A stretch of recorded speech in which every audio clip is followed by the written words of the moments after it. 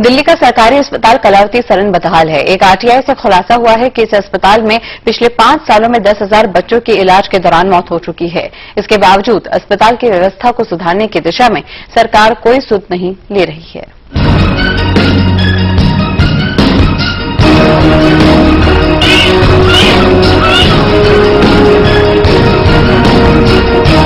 अगर ये तस्वीर देश में बच्चों के सबसे बड़े अस्पताल की है तो इससे ज्यादा दुर्भाग्यपूर्ण और कुछ नहीं हो सकता।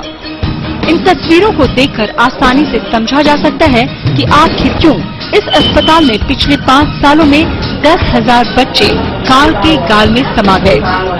बच्चों के लिए बनाया गया केंद्र सरकार का सबसे बड़ा अस्पताल कलावती सरन है, लेकिन अस्पताल प्रशासन की लापरवाही की वजह से आज ये अस्पताल बन गया है बच्चों के लिए कब्रगाह।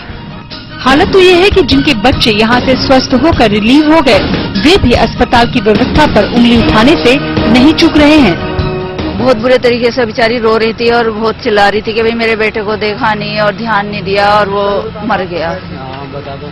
मैंने कितनी मुश्किलों से पैदा करा, मैंने इसलिए पैदा करा था कि ये मर जाए या वो हो जाए। तो बहुत रो रही थी, बहुत वो हो रहा था, लेकिन साफ सफाई का बिल्कुल ध्यान नहीं है हॉस्पिटल में। जब से मैं आई हूँ एक चादर नहीं दी है इन लोगों ने, मतलब बिस्तर भी हम अपने ही बिछा रहे हैं, कोई किसी तरह की कोई केयर नहीं है। मतलब यहाँ पे सुविधा कुछ भी वो नहीं है, सुविधा नहीं है। आरटीआई से मिली जानकारी ने कलावती सरन की पोल खोल दी है। 5 वेंटिलेटर काफी समय से खराब पड़े हैं। बच्चों की मौत के पीछे आखिर वजह क्या है, इस सवाल का जवाब तलाशने के लिए राष्ट्रीय महिला अधिकार आयोग ने संज्ञान लेते हुए 4 हफ्ते के भीतर रिपोर्ट सौंपने की बात कही है।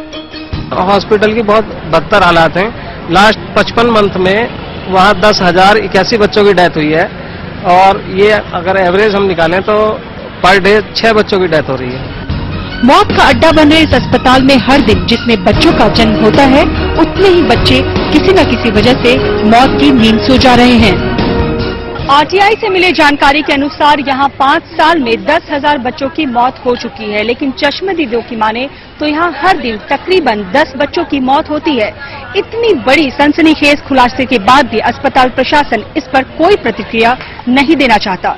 इस समय दिल्ली से कैमरामैन नवीन जोशी के साथ रश्मि कुमार।